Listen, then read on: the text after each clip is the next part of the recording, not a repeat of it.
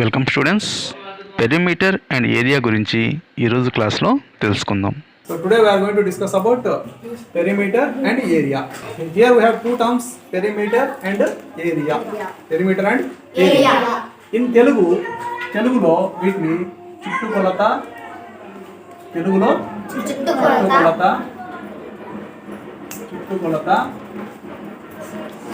ఏరియాని వచ్చేసి వైశాల్యం అంటారు. ఏరియాని వైశాల్యం. Okay? So what is perimeter? It is the total length of the boundary of a shape. Let us take a rectangle as an example.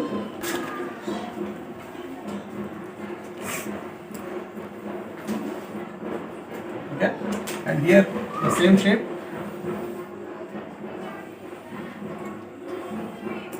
So let me tell the difference between perimeter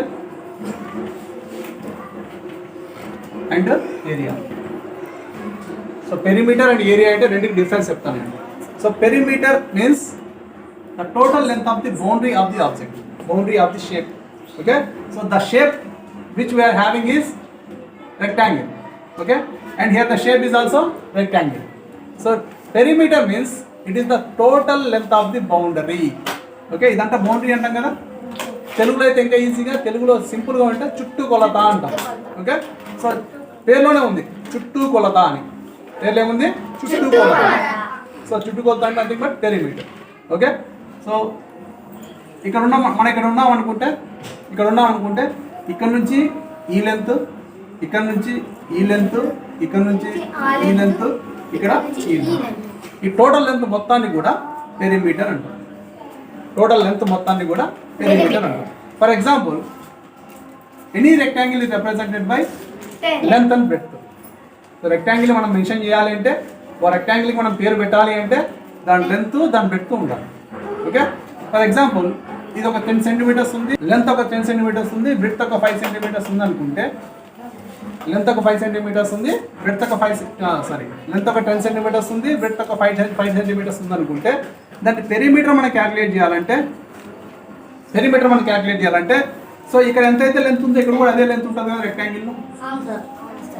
ఓకేనా, ఇక్కడ 5 ఉంది కాబట్టి ఇక్కడ 5 ఉంటుంది కదా rectangle. అవునా? So దీని perimeter మనం క్యాలిక్యులేట్ చేయాలంటే 2 లెంత్లు ఉంటాయి, 2 బ్రెడ్త్లు ఉంటాయి. ఓకేనా, so 10 centimetres plus 5 centimetres plus 10 centimetres plus 5 centimetres total ఎంత అవుతుంది? 15 ప్లస్ 15 15 ప్లస్ 50 30 సెంటీమీటర్స్ అని చెప్పాలి. Perimeter of the rectangle is 30 centimetres. Okay, same measurements తో 10 సెంటీమీటర్స్ 5 సెంటీమీటర్స్ ఎగ్జాంపుల్ తీసుకున్నామంటే 10 సెంటీమీటర్స్ 5 సెంటీమీటర్స్ ఎగ్జాంపుల్ తీసుకుంటే ఇక్కడ దీని ఏరియా ఎలా క్యాలిక్యులేట్ చేస్తామంటే, డెఫినేషన్ చెప్తున్నాం, total space present in the shape.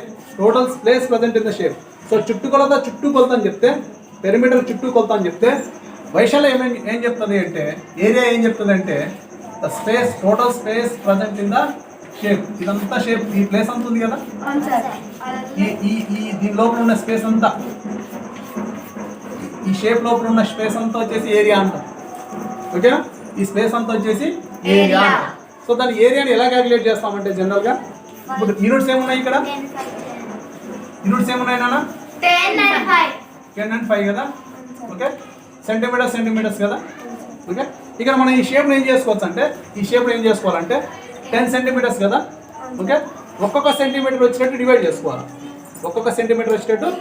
చేసుకోవాలి. 10 సెంటీమీటర్స్ని 1 2 5 అవుతుంది, హాఫ్ పార్ట్ 2 3 4 5 1 2 3 4 5 1 2 3 4 5 6 7 8 9 10 పార్ట్స్ డివైడ్ చేసినాం. 10 సెంటీమీటర్స్ని 10 పార్ట్స్గా డివైడ్ చేసినాం. ఓకేనా, ఇక్కడ 5 సెంటీమీటర్స్ కదా. 1 2 3 4 5 6 7 8 9 10 పార్ట్స్గా డివైడ్ చేసినాం. ఇక్కడ 5 సెంటీమీటర్స్ కదా. ఓకే, సో 5 పార్ట్స్గా డివైడ్ చేస్తాం. ఒక్కొక్క సెంటీమీటర్ ఒక పార్ట్. 5 సెంటీమీటర్స్ అంటే 1 సెంటీమీటర్ ఒక పార్ట్గా తీసుకుంటే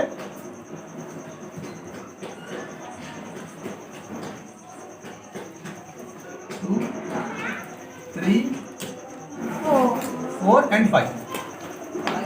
ఓకేనా? 1, 2, 3, 4, 5. 10 సెంటీమీటర్స్ ఏమో 10 పార్ట్స్ చేసినాం, 5 సెంటీమీటర్స్ ఏమో 5 పార్ట్స్ చేసినాం. ఇప్పుడు ఈ ఒక్కొక్క పార్ట్ ఇది 1 సెంటీమీటర్ ఉంటుంది, ఇది 1 సెంటీమీటర్ ఉంటుంది, అవునా? ఇది 1 సెంటీమీటర్ ఉంటుంది, ఇది 1 సెంటీమీటర్, అవునా? ఇది 1 సెంటీమీటర్, ఇది 1 సెంటీమీటర్. ఓకేనా?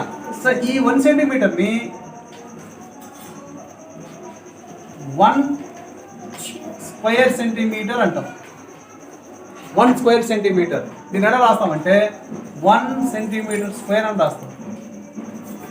ఈ యొక్క పార్ట్ని ఇది 1 సెంటీమీటర్, ఇది 1 centimetre, length 1 centimetre, width 1 centimetre. So ఈ పార్ట్ని ఎంత స్పేస్ ఉంటుంది దాంట్లో అంటే 1 సెంటీమీటర్స్ ఉంటుంది. ఓకే, అట్లా 1 సెంటీమీటర్స్ ఎన్ని ఉన్నాయి టోటల్గా? అట్లా 1 సెంటీమీటర్స్ ఎన్ని ఉన్నాయి టోటల్గా? ఓన్లీ 10. ఈ స్పేస్ మొత్తంలో ఎన్ని ఉన్నాయి?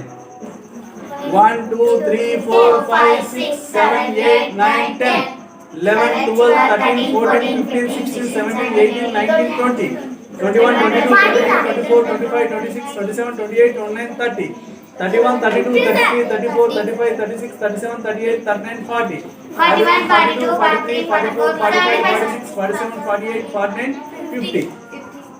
టోటల్ 1 సెంటీమీటర్స్ ఎన్ని ఉన్నాయి? 50 ఉన్నాయి. ఎన్ని ఉన్నాయి? 50. So total area of this rectangular shape, this rectangular shape which is having 10 centimeter as length and 5 centimeter as breadth is 50 centimeter square. ఈ టోటల్ ఏరియా వచ్చేసి 50 centimeter square అంటాం, అవునా? సో దాని ఏరియా అట్లే కనుక్కోవాలి. Sir, 15 square centimeters. 50 square centimetres పలకడం అట్లా పలుకుతాం.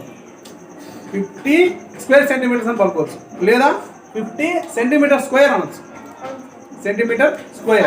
Okay, so ఏదైనా కానీ మీటర్ని ఓన్లీ సెంటీమీటర్స్లోనే చెప్తాం. మీటర్స్ సెంటీమీటర్స్ ఇస్తే సెంటీమీటర్లోనే రాస్తాం, మీటర్స్ ఇస్తే మీటర్లోనే రాస్తాం. ఓకే, సో ఏరియాని మాత్రం సెంటీమీటర్స్ ఇస్తే సెంటీమీటర్ స్క్వేర్లో రాస్తాం, మీటర్స్ ఇస్తే మీటర్ స్క్వేర్లో రాస్తాం. ఓకేనా? యూనిట్స్ అంటాం వాటిని, ఏమంటాం? Units. So unit of perimeter centimetre or metre. Units of area centimetre squares or metre squares. ఓకేనా? మెన్షన్ చేసేటప్పుడు సెంటీమీటర్ స్క్వేర్ అనే మెన్షన్ చేయాలి. ఓకేనా? ఇది యాక్చువల్ మెథడ్, ఇది జనరల్ రాసే మెథడ్. కానీ మన దగ్గర ఒక ఫార్ములా ఉంది, గుర్తుపెట్టుకొని చెప్తాను నేను. 5, 10, 5. ఈ రెక్టాంగిల్ ఎన్ని లెంత్లు ఉన్నాయి మనకి? 2 లెంత్లు ఉన్నాయి, అవునా? ఒక లెంత్ ప్లస్ ఒక లెంత్ కలిపి మళ్ళీ ఏం చేయాలి? ఒక విడ్త్ ఇంకో విడ్త్ కలపాలా, అవునా? ఇంతేనా పెరిమీటర్ కనుక్కునేది మనం?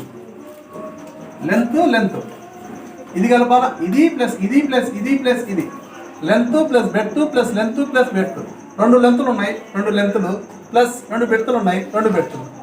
ఓకే, దీన్ని నేను ఎట్లా రాస్తానంటే 2 ఎల్లు ఉన్నాయి కాబట్టి 2L రాస్తా, ప్లస్ 2 బ్రెడ్త్లు ఉన్నాయి కాబట్టి 2B రాస్తా. ఈ రెండింటిలో 2 కామన్గా ఉంది కాబట్టి 2 ఇంటూ లెంత్ ప్లస్ బ్రెడ్త్ రాస్తాం. So perimeter of the rectangle మనం కనుక్కోవాలంటే ఈ ఫార్ములా యూజ్ చేయొచ్చు. P is equal to 2 into length plus breadth. ఎందుకంటే లెంత్ ప్లస్ బ్రెడ్త్ ఒకసారి క్యాలిక్యులేట్ చేస్తాం, ప్లస్ లెంత్ ప్లస్ బ్రెడ్త్ రెండోసారి క్యాలిక్యులేట్ చేస్తాం. అంటే లెంత్ ప్లస్ బ్రెడ్త్ని 2 సార్లు క్యాలిక్యులేట్ చేయాలని దాని మీనింగ్. లెంత్ ప్లస్ బ్రెడ్త్ని 2 సార్లు క్యాలిక్యులేట్ చేయాలి అంటే 2 ఇంటూ లెంత్ ప్లస్ బ్రెడ్త్. ఈ వాల్యూ చేసినా కూడా మనకి ఎంత రావాలా? 30 సెంటీమీటర్, అవునా? 30 సెంటీమీటర్స్ పెరిమీటర్ మనకు ఉన్న ఐడియా. ఈ ఫార్ములా ప్రకారం వస్తుందో రాదో చూద్దాం. 2 ఇంటూ హాఫ్ అంటే ఇంటూ అని, 2 ఇంటూ లెంత్ ఎంత? 10, లెంత్ ఎంత? 10, విడ్త్ ఎంత? 5. 10 ప్లస్ బ్రాకెట్లో ఫస్ట్ చేస్తాం, 10 ప్లస్ 5 15. సో 2 ఉన్నాం కదా దగ్గర, 2 ఇంటూ 10 ప్లస్ 5 15. 15 2 సేమ్ వచ్చిందా? 2 లెంత్లు 2 బ్రెడ్త్లు, 2 యాడ్ చేస్తాం. సో దాన్నే 2 కామన్గా తీసుకుంటే లెంత్ ప్లస్ బ్రెడ్త్. ఓకేనా? 2 ఇంటూ లెంత్ ప్లస్ బ్రెడ్త్. ఇది ఫార్ములా. దీన్ని ఫార్ములా అంటాం. పెరిమీటర్కి ఫార్ములా గుర్తుపెట్టుకోవాలి. ఇక్కడ ఏరియా మన దగ్గర ఇంకో ఫార్ములా ఉంది. Area of the rectangle calculate చేసేటప్పుడు length of the rectangle into breadth of the rectangle చేయాలి. ఇక్కడ 10 ఇక్కడ 5 వేసినాం కదా, ఇక్కడ 10 పార్ట్స్, ఇక్కడ 5 పార్ట్స్. ఓకే, ఒక్కొక్క పార్ట్ మనం ఎంచుకుంటూ పోదామా. ఒకవేళ ఇట్లా ఇదే క్వశ్చన్ ఇచ్చి find the area of the rectangle అన్నాను అనుకోండి, ఏదో చిన్న డయాగ్రామ్ వేసుకొని 1 cm 1 1 1 ఎన్ని కౌంట్ చేస్తారు. ఒకవేళ ఎక్కువ నెంబర్ ఇస్తే 100 ఇచ్చారనుకోండి, ఇక్కడ ఎక్కువ 100 ఇచ్చారనుకోండి, 100 పార్ట్స్ డివైడ్ చేసుకొని మళ్ళీ 5 పార్ట్స్ డివైడ్ చేసుకొని ఒక్కొక్క పార్ట్ కౌంట్ చేసుకుంటూ పోతారా. టేక్స్ మోర్ టైం కదా, ఎక్కువ టైం తీసుకుంటుంది కదా. అందుకని ఏం చేస్తాం, ఫార్ములా యూజ్ చేస్తాం. Okay, area of the rectangle calculate చేయాలంటే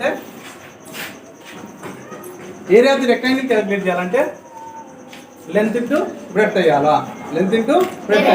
సో లెంత్ ఎంత ఉంది దీంట్లో, 10 అయ్యాలా. 10 centimetres into 10 centimetres into breadth ఎంత ఉంది, 5 centimetres. 10 into 5 50 centimetres square. Same వచ్చిందా. ఈ మెథడ్లో మనం చేసినా 50 వచ్చింది, ఫార్ములా చేసేసినా 50 వచ్చింది. ఇది జనరల్ మెథడ్, ఇది ఫార్ములా మెథడ్. ఇది జనరల్ మెథడ్, ఇది ఫార్ములా మెథడ్.